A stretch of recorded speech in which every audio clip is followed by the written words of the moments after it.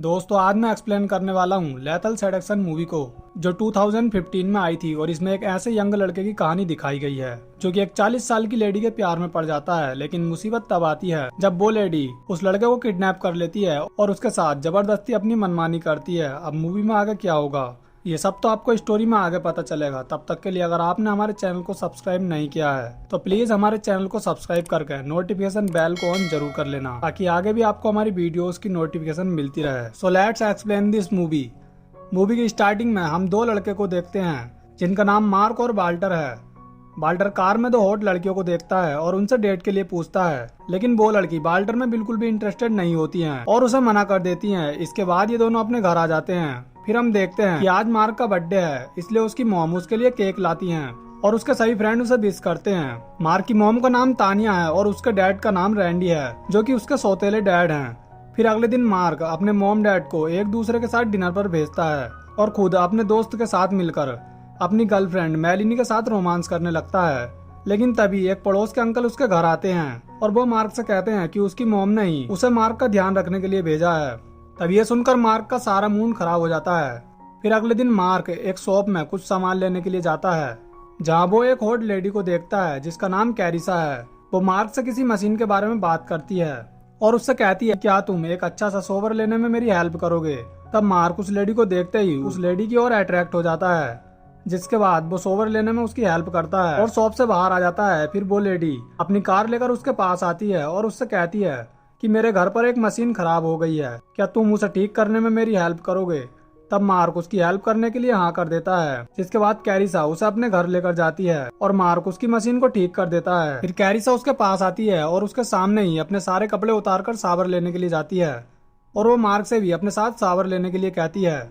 ये सुनकर मार्क खुद को रोक नहीं पाता और ये दोनों एक दूसरे के साथ इंटीमेट होते हैं। इसके बाद मार्क जब अपने घर जाता है तब वो वाल्टर को कैरिसा के बारे में बताता है और उससे कहता है कि उसने कैरिसा के साथ सेक्स किया है। लेकिन वाल्टर को उसकी बात पर बिल्कुल भी ट्रस्ट नहीं होता है। फिर अगले दिन मार्क कैरिसा के साथ डेट पर जाने के लिए तैयार होता है, जहां उसकी मॉम उससे पूछती हैं कि क्या तुम मेलिनी के साथ डेट पर जा रहे हो? तब मार्क उसे मना करता है और उसे कैरिसा के बारे में कुछ नहीं बताता। फिर मार्क कैरिसा के साथ डेट पर जाता है और उसे बताता है कि वो एक सॉफ्टवेयर बना रहा है और वो उसे डेवलप करना चाहता है, जहाँ कैरिसा उसे बताती है कि मैं कुछ ऐसे फ्रेंड्स को जानती हूँ जो तुम्हारी सॉफ्टवेयर डेवलप करने में तुम्हारी हेल्प कर सकते हैं।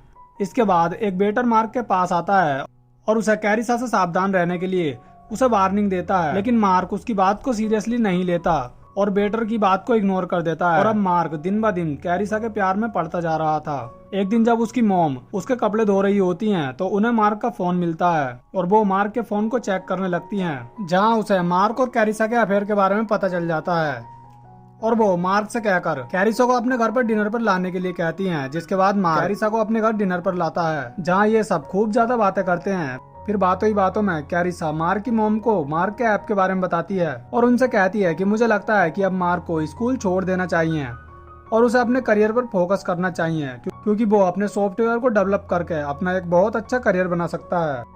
तब मार्क की मॉम तानिया को कैरिसा का ये आइडिया बिल्कुल भी पसंद नहीं आता और वो कैरिसा से कहती हैं कि इस तरह के डिसीजन लेने के लिए मार्क अभी बहुत छोटा है और अभी केवल उसे अपनी स्टडी पर फोकस करना चाहिए। तब ये सुनकर कैरिसा उससे कहती है कि तुम तो मार्क का ऐसे ध्यान रखती हो जैसे वो अभी एक छोटा सा बच्चा है।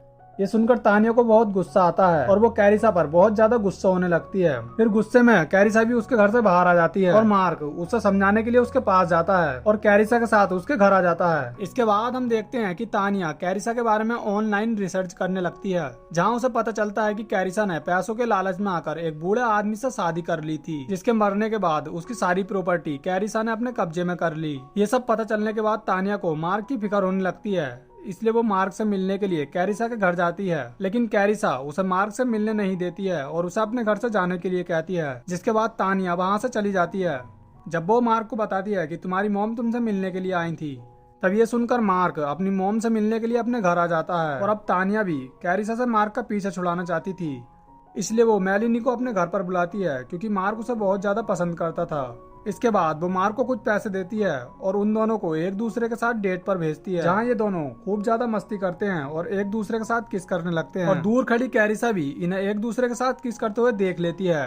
कैरिसा मेलिनी को मार्क से दूर रहने के लिए वार्निंग देती है और उसके फेस पर चाकू से एक कट लगा देती है। फिर हम देखते हैं कि मार्क को लेकर उसके मॉम डैड का आपस में झगड़ा हो जाता है और वो दोनों एक दूसरे के साथ ब्रेकअप कर लेते हैं।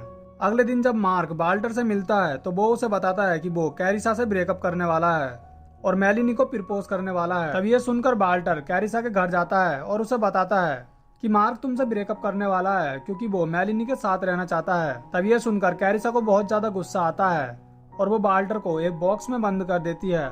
इसके बाद हम देखते हैं कि मार्क मेलिनी को कॉल करता है और वो देखता है कि मेलिनी बहुत ज्यादा घबराई हुई है और वो कॉल कट कर देती है। इसके बाद उसे कैरिसा का कॉल आता है। वो मार्क से कहती है कि मैंने तुम्हारे ऐप के बारे में किसी से बात की है, तुम जल्दी से मेरे घर आ जाओ। जिसके बाद मार्क कैरिसा के घर जाता है और वो आदमी मार्क को जॉब के लिए ऑफर करता है।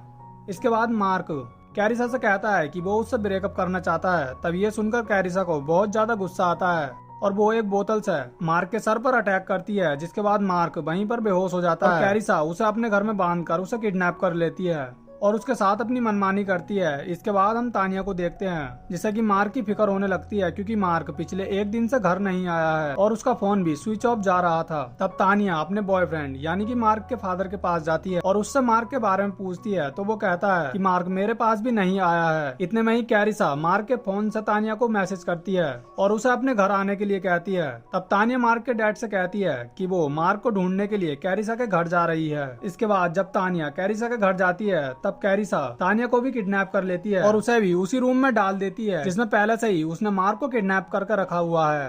कैरिसा तानिया से कहती है कि तुम्हारी वजह से मार्क ने मुझसे ब्रेकअप किया और तुमने ही मार्क को मुझसे छीन लिया है और अगर तुम मार्क को बचाना चाहती हो तो तुम्हें खुद को मारना होगा। वो तानिया को खुद को शूट करने के लिए उसे एक गन देती है और वहां से चली जाती है। इसके बाद कैरिसा को जब गोली चलने की आवाज सुनाई देती है तो उसे लगता है कि तानिया ने खुद को शूट कर लिया है, इसलिए वो तानिया को देखने के लिए रूम में जाती है।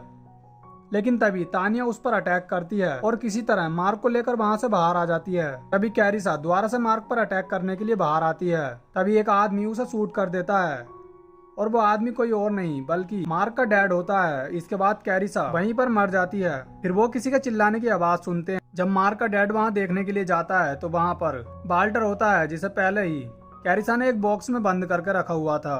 इसके बाद ये अपने घर चले जाते हैं और हमें एक महीने बाद का सीन दिखाया जाता है, जहां हम देखते हैं कि तानिया भी अपने बॉयफ्रेंड के साथ दोबारा रहने लगी है और मार्क ने भी मेलिनी से पैचअप कर लिया है।